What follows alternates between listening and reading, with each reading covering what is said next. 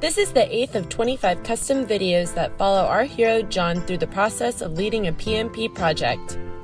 Each video is designed to use John's experiences to help you understand and remember key concepts that you will face on the PMP exam. This case study, The Art of Gathering Requirements, is directly related to 5.2 Collect Requirements. By the end of this video, you will be able to identify the tools and techniques used to gather, develop, organize, and rank requirements, understand the qualities that define a great requirement, and define the project document produced that will be used to link requirements to the deliverables that satisfy them. The last few weeks had been difficult. Both Sarah and Lloyd had disciplined John for the decisions he had made. The feedback was tough and hard to hear, but John ultimately knew that they were right. He wasn't following the process and instead was attempting to find shortcuts. After deep reflection, John realized his approach compromised the project's long-term success, and he decided to change.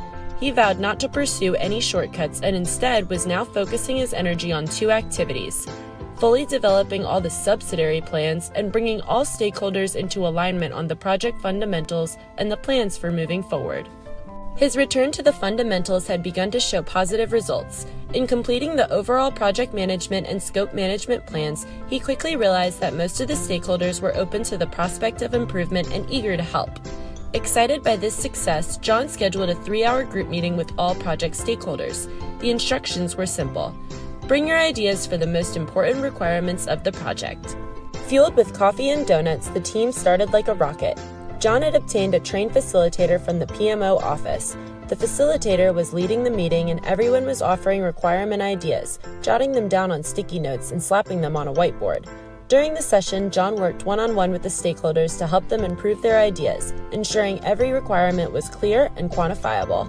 After 1.5 hours, the wall looked wild, sticky notes everywhere. John wondered how he would make sense of them all. Detecting his worry, the facilitator leaned over and whispered to John, "Don't look so confused. We are almost there. All we must do is organize these into groups. Let's let them take a swing at it." With that, the facilitator turned his back to the team and started moving notes around. He motioned for the team to stand up and help, telling them to group similar requirements together. Over the next 30 minutes, order began to appear. When it was all done, the team had organized all the requirements into 3 categories. Surprisingly, during the effort, a few requirements were discarded and a few new ones popped up. The facilitator started clapping and remarked, "Good work. Now vote on which requirements are most important to the project. Put these on the highest value ideas." He handed 5 small red stickers to every stakeholder. It took 15 minutes for everyone to vote, and afterwards the consensus of the room was obvious. Some requirements obtained no stickers, most gathered a few, but a core group was covered in red. The Art of Gathering Requirements questions. Question 1. Which tool and technique did the facilitator use to help gather and develop requirements? A. Interview. B. Brainstorming. C. Focus group. Or D. Mind mapping. Question 2.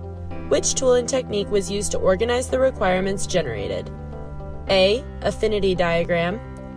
B. Mind mapping. C. Context diagram. Or D. Chartering. Question 3.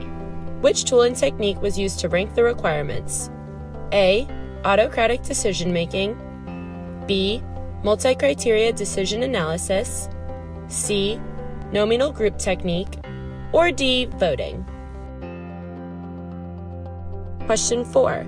On which document should John record the requirements? A. Project charter. B. Requirements traceability matrix. C. Assumption log. Or D. Business case.